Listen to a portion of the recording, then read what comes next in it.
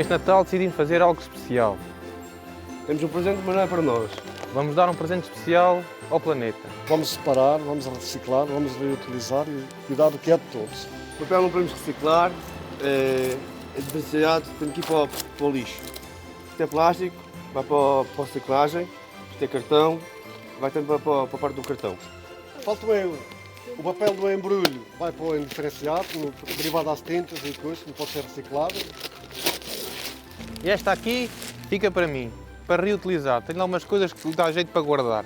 Desejamos um Feliz Natal a todos!